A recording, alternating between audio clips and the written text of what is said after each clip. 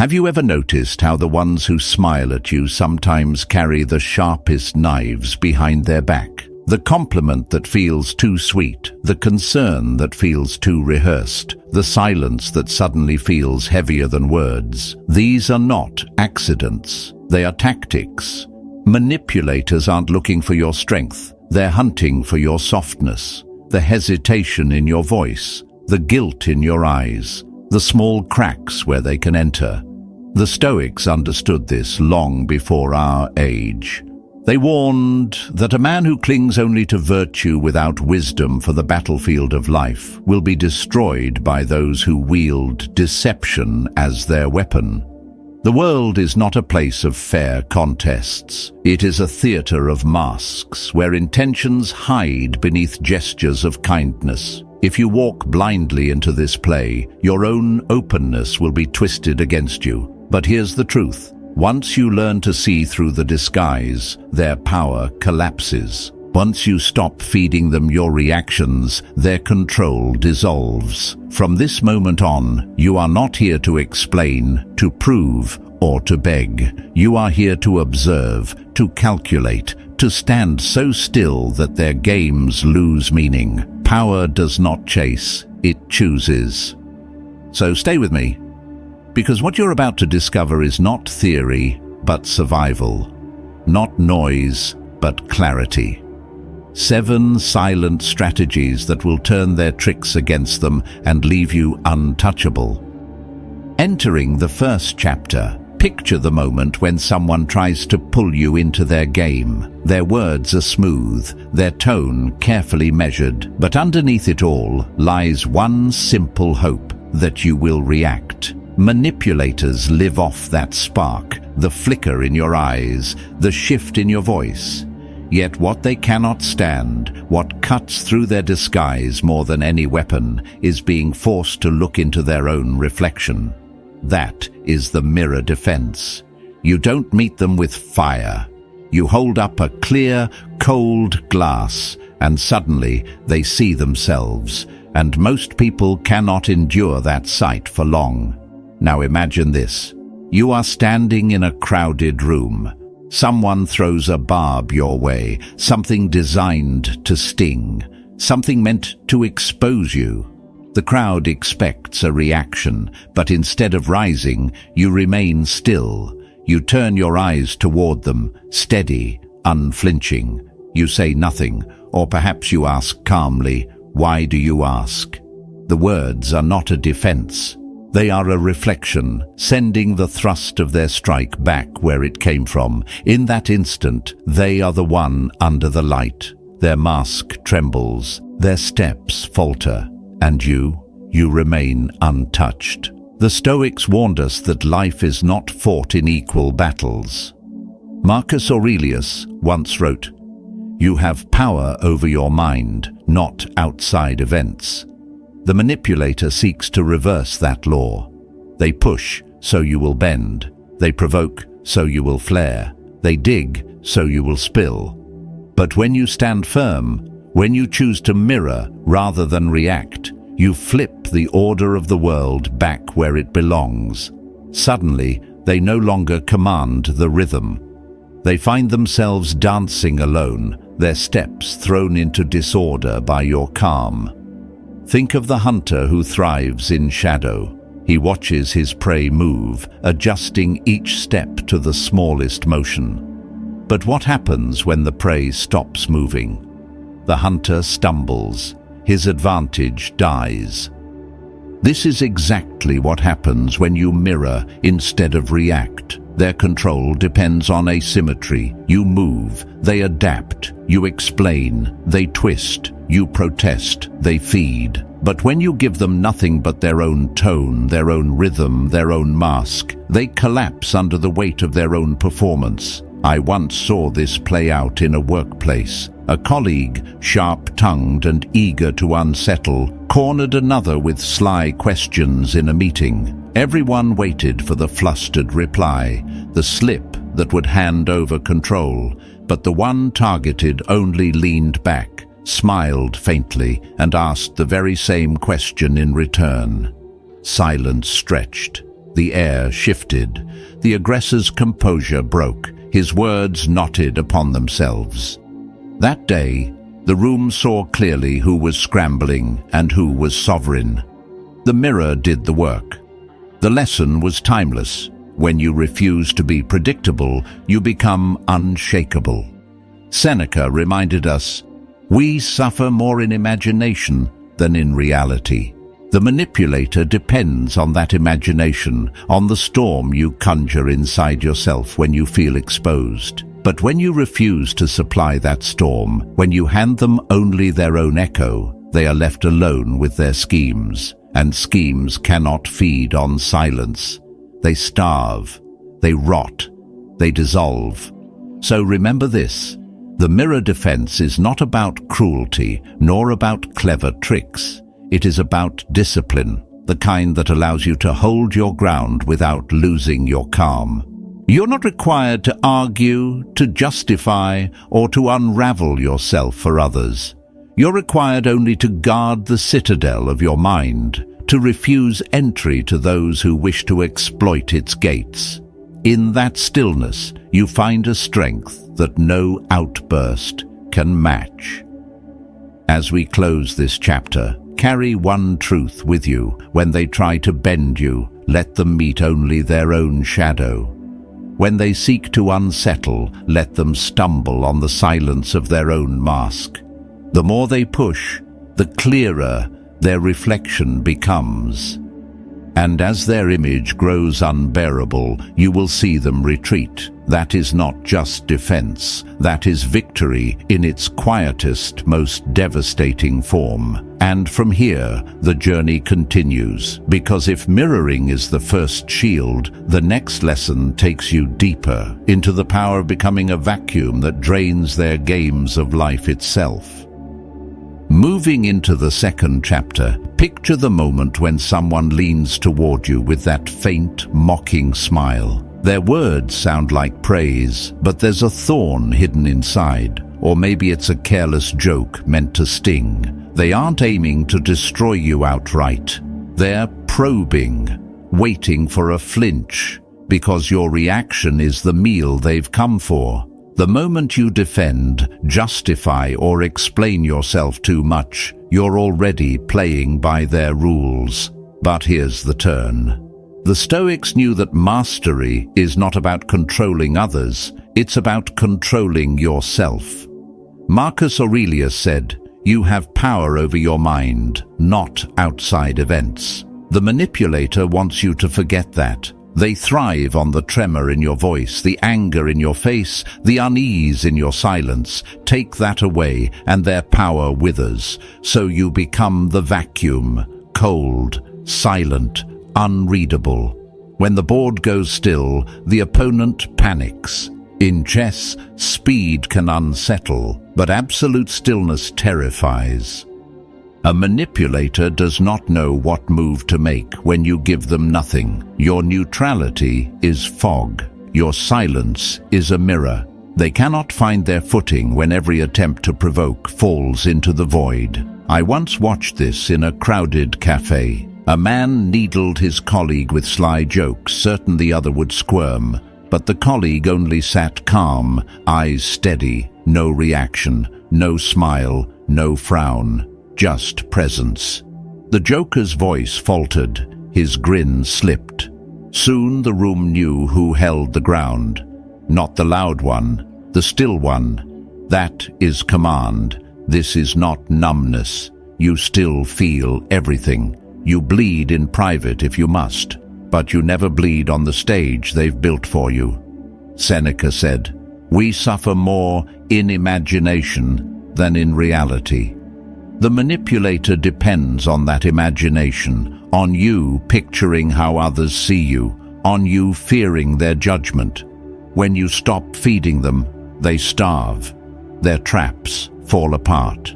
Think about the last time someone made a joke at your expense in front of others. Everyone looked to see how you'd react. What if you did nothing? Not coldness, not forced humor, not anger, simply silence. That pause would grow heavier than any comeback. The discomfort would shift to the one who threw the dart. their power dissolves, not because you struck back, but because you refused to play. Epictetus taught, "It's not what happens to you, but how you react to it that matters." A manipulator believes they can write your reaction in advance, break their script, give them no words, no gestures, no data to twist. All they meet is calm, controlled stillness. In that moment, they realize they never had control at all. So, hold this close. Motion is not your enemy. Public emotion is. In private, feel everything. But before those who would use it against you, you reveal nothing. No anger, no nervous laugh, no wounded look. Because every emotion is a signal, and every signal is a gift to the wrong hands. The Stoic way is to keep that treasure guarded. Let silence carry your strength. Let your stillness choke their schemes. Because when the manipulator cannot provoke you, they collapse under the weight of their own game. That is victory without striking, dominance without words. And as this lesson settles, prepare for the next. For beyond silence lies another weapon, time itself. The art of delaying, of breaking urgency, of forcing them to sit in their own unease. That is where we go next. Advancing to the third chapter, picture someone shoving a paper in front of you, voice sharp, demanding an answer. They lean on you with urgency. They insist you decide now, act now, speak now. Why? Because when you move fast, you stop thinking, and when you stop thinking, you step straight into their net. The manipulator's favorite trick is speed. They don't need to outwit you if they can outrun your clarity. But this is where you turn the tide. You slow everything down. What feels like hesitation to them is discipline to you. What looks like absence unsettles them. Epictetus taught, if someone succeeds in provoking you, realize your mind is complicit in the provocation. To delay is to break that complicity. It is to reclaim your mind before you hand it over. Strategic delay is not weakness. It is the art of ruling time instead of being ruled by it. Imagine your phone buzzing with a message. Can you do this for me right now? Most people rush to please, typing back within minutes. But you don't. You wait. An hour, a day, maybe longer. You create space. And in that space, the manipulator unravels. They double text. They soften their tone. Or they grow hostile, exposing their instability. Either way, you win, because your delay cracks their mask to the surface. Their desperation writes their confession. Machiavelli understood this well. He believed that timing, not force, separates the strong from the weak. You don't need to react on demand. You strike when it serves you, not when it serves them. A Stoic would agree. Seneca wrote, "To be everywhere is to be nowhere." If you're always available, you belong to everyone. But when you slow your response, you remind the world that you belong to yourself. I once saw a man tested in a meeting. A colleague confronted him, pressing him for an immediate reply in front of the team. Most would have scrambled to answer quickly, fearing silence would look weak. But he didn't. He leaned back, breathed, and paused. The room grew still. Seconds stretched. And then, when he finally spoke, his words landed like stone. Because he chose them, not because he was forced into them. Everyone felt the shift. The one demanding urgency lost the frame. The one who delayed became the center. This is why silence isn't passive, it's surgical. Every pause is a scalpel that cuts through noise. Every delay is a reminder that you are in command of your own tempo. Marcus Aurelius reminded himself, if it is not right, do not do it. If it is not true, do not say it. By delaying, you create the space to decide if it is right, if it is true, and only then do you act. That is clarity. That is freedom. So the next time someone corners you with urgency, resist the urge to match their speed. Slow down. Pause. Let silence walk into the room before you do. Watch them scramble to fill the gap with their own doubts. Remember, you don't owe instant access to your mind. To delay is to show that you are not driven by their clock. You are guided by your own. This is how kings operate. This is how generals think. This is how power speaks without ever raising its voice. And as this lesson closes, prepare for what comes next. For beyond timing lies another blade in your arsenal, the power to reverse the very rewards they once used to chain you. Here's where the fourth chapter begins, with the traps that look the most harmless. They don't come with raised voices or obvious threats. They come disguised as sweetness and sacrifice. A flattering voice whispers, "You're the best at this. No one else could do it like you." Another sighs, with calculated weight. "After all I've done for you, you can't help me just this once." One inflates your ego, the other burdens your conscience. Both are ropes, and if you grip either, you're tied. But the Stoics knew better. They understood that chains are not always made of iron. Sometimes they are woven from smiles and obligations. And they taught us, if you want to remain free, you cannot let your peace depend on the praise or the guilt of another. Marcus Aurelius said, "The happiness of your life depends upon the quality of your thoughts. If your thoughts are owned by their applause or their reproach, then your life belongs to them." So what do? You flip the current. You turn the rope back on the one who cast it. This is reward reversal. Reward reversal is not about resisting harder. It is about refusing to play the game altogether. When they dangle compliments before you, you don't bite. When they sling guilt like chains, you don't carry it. Instead of chasing their validation, you make them chase yours. Instead of rushing to prove your goodness, you let your stillness speak.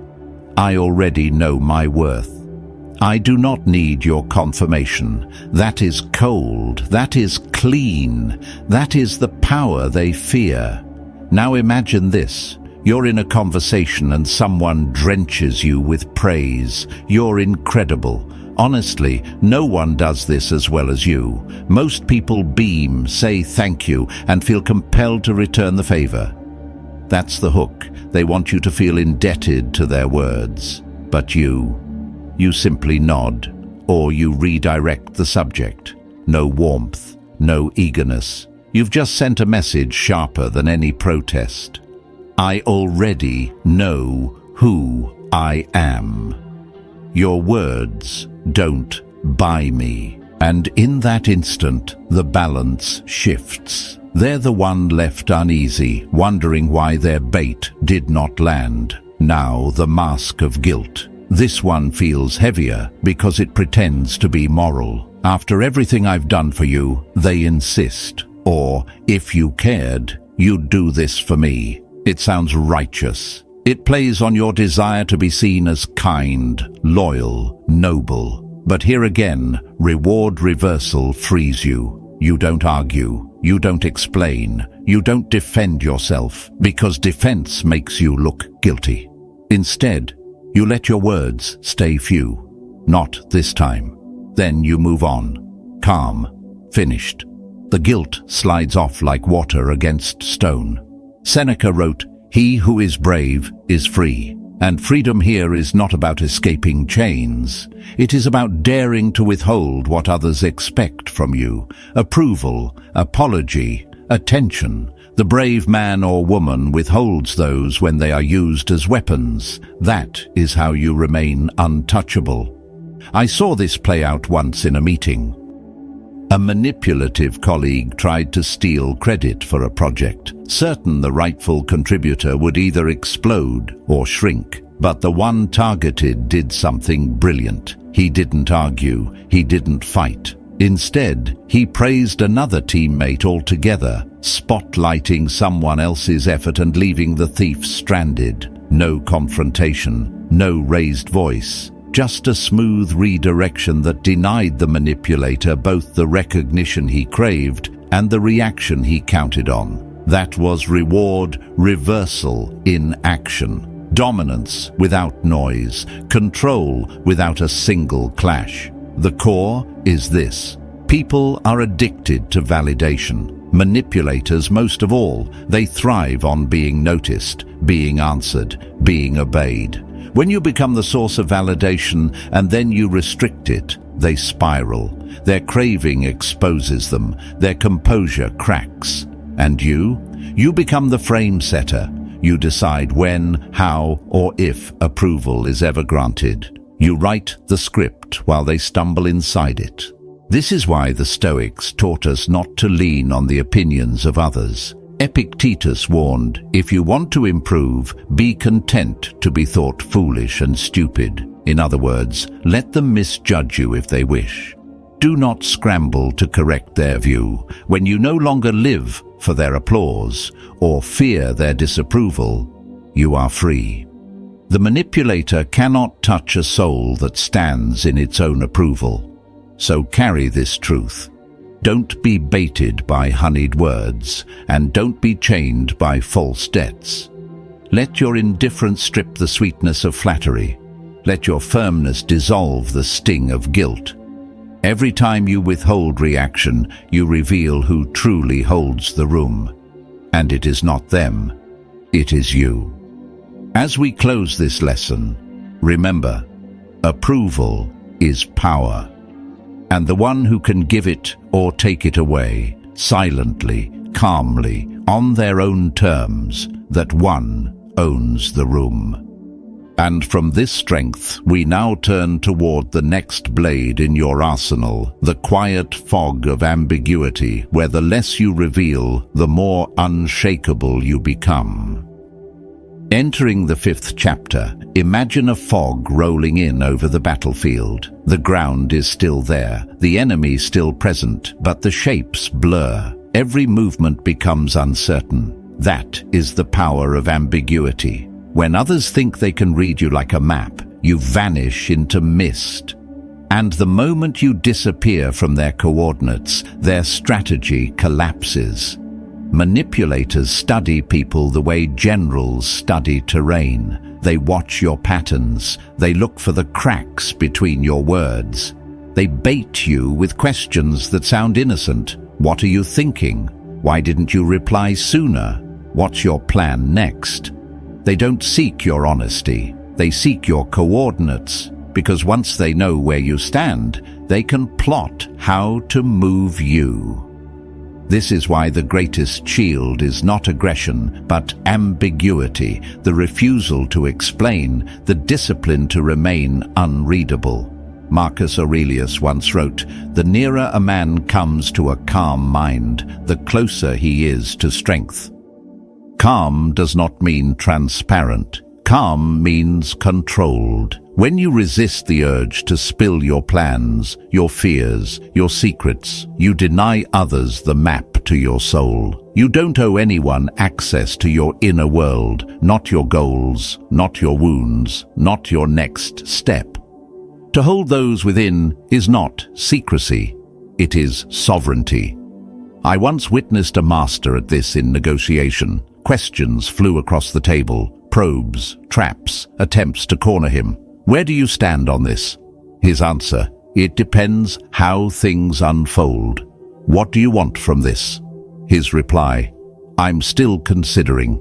No hard answers, no defensive explanations, just calm, measured words that gave nothing away. The more they pressed, the more silent he became. And the silence worked like a mirror. It forced the others to reveal their own doubts, their own fears. By the end, the only side exposed was theirs. Ambiguity begins with language, but it extends to presence. Watch your body. Don't oversmile. Don't nod excessively. Don't lean in too eagerly. Every small gesture becomes leverage for those hungry to use it. Instead, practice stillness. Offer pauses. Let them wonder if they impressed you, annoyed you, or left you unmoved. Uncertainty is weight, and when you embody it, you become the question they cannot answer. Seneca advised, "We are more often frightened than hurt, and we suffer more in imagination than in reality." When you remain ambiguous, you harness that truth. You let others project their own fears into the silence you create. People hate empty space. They rush to fill it, and in doing so, they reveal everything, what they crave, what they fear, what they cannot control, all while you sit in stillness, gathering data, unmoved. In relationships, this becomes a quiet form of leverage. When you don't label everything, when you keep parts of your life in reserve, you create contrast. One moment you are warm, the next you are unreadable. That contrast unsettles, but it also captivates. People cling harder to what they don't fully understand. Mystery breeds value. It always has. Even in leadership, ambiguity is strength. The one who speaks last in a negotiation holds the edge. The one who does not reveal their intentions forces others to hesitate. You are not distant, you are deliberate. You are not cold, you are calculating. You are not erratic, you are disciplined with your presence. Ambiguity creates space, and in that space, you see everything more clearly. You wait until others reveal their hand before you ever lift yours. That is not indecision. That is control. So the next time someone demands clarity, pause. The next time you feel the urge to over-explain, resist. The more they push to understand you, the more you hold back. Not from fear, but from strength. Because in a world addicted to noise, the one who remains unreadable becomes untouchable. And from this fog of uncertainty, we move forward to the next weapon in your arsenal, the quiet possibility of departure, the exit threat that makes even the boldest manipulator tremble. At this stage, imagine a door that is always open behind you. You may choose to stay in the room, to sit at the table, to share the warmth of conversation, but at any moment, you can rise and leave. That quiet possibility, more than anything else, terrifies the manipulator. Because their power depends on your fear of losing the room, of losing the seat, of losing them. The second they believe you can walk away and mean it, their grip withers. Most people stay far too long. They argue, they plead, they try to stitch together the torn fabric of a relationship, a deal, a situation. They cannot bear the thought of leaving, so they cling. And manipulators thrive on this attachment. They press harder, testing how far you can bend before you finally break. But when you stop clinging, when you stop proving, when you stop explaining, you become the threat. Not because of what you say, but because of what you could choose not to say, not to do, not to stay for. This is the exit threat. It is not dramatic. It is not an announcement. It is a presence, a quiet aura that whispers, "I am here because I choose to be. I can leave just as easily." That idea alone unravels most manipulators because their rule is not true power. It is dependency disguised as dominance. They trap others with guilt, finances, reputation. They make absence feel like death. But the instant you detach, they panic. Detachment makes you unreadable, and unreadable is untouchable. Marcus Aurelius wrote, "If it is not right, do not do it. If it is not true, do not say it." The Stoic lives by this, even in bonds with others. If the connection is not right, if it no longer serves truth, then leaving is not betrayal. It is alignment. The exit threat is the living embodiment of this principle. I will not remain